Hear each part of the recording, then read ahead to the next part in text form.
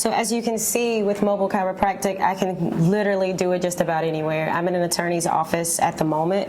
If they have enough space, I just bring them in one by one to get adjusted, and they don't have to worry about taking off work. It literally takes maybe 10, 12 minutes, and they're able to go back instead of having to wait through traffic, waiting rooms, having to get back. That can take upwards to an hour and a half to 2 hours of your day.